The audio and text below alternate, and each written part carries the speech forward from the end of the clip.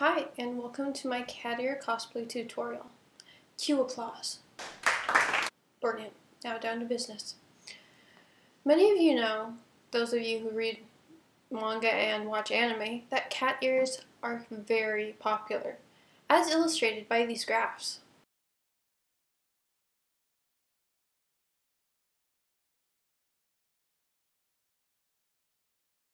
Okay, so that was complete and utter lies, but it looked so official, didn't it? Lies, damned lies and statistics. Mark Twain had it right. Moving on, these animes actually do have cat ears in it.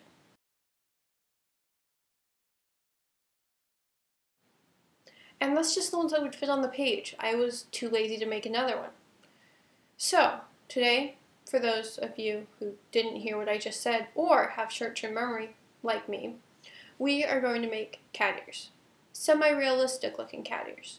I say semi because I don't actually know anyone who has cat ears, even though it would be insanely awesome.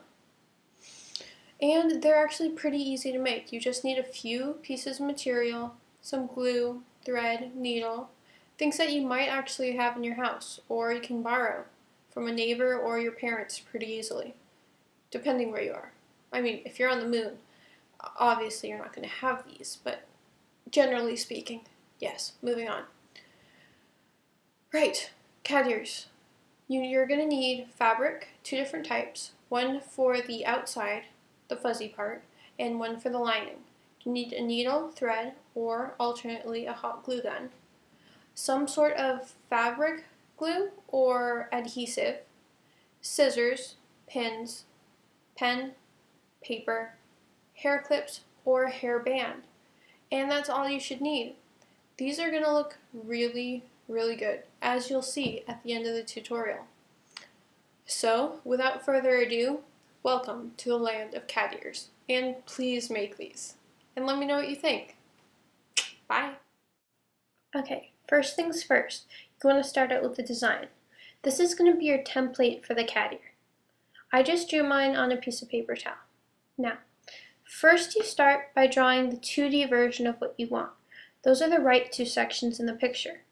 Then I drew the inverse of the piece that folded over. That's the one on the far left. This will give you a 3D proper folding when you're done. Okay, now that you have your pattern done, it's time to cut out the material.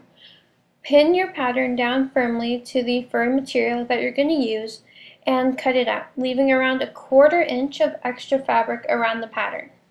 Then flip the pattern over and repeat the process again. The first ear that you make will be your left ear, and the second ear will be your right. You want to do the same thing that you did for the outside of the ear for the inside of the ear, except this time don't leave the 1/4 inch of extra material around the pattern. And here are the finished products of those first 2 steps. Pin the fabrics together as shown in the picture. Now it's time to glue the lining to the fur back piece. I used fabric glue, but you could probably use a hot glue gun or spray adhesive. You're also going to need something to smear the glue evenly with.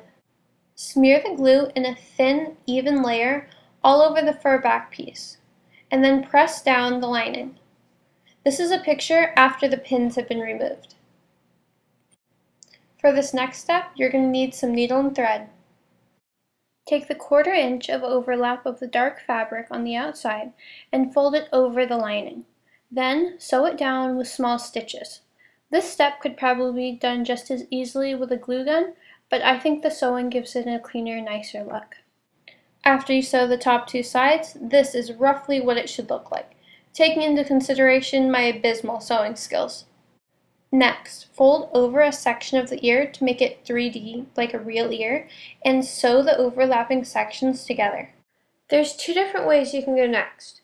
If you're going to wear these with a wig, I would recommend using the clips, like in the picture, although I used 2 clips on each ear, one after another. If you can find bigger clips, that'll probably work better. Or, if you want to wear these with your natural hair, I'd recommend putting them on a headband. And here, ladies and gentlemen, what you've all been waiting for is the finished product. Aw, thank you, you're too kind. Now, in this picture, I took the ears and I attached it to a wig and added some contacts. I think it turned out pretty good. And now, fully aware I'm sounding narcissistic, please enjoy looking at the awesomeness.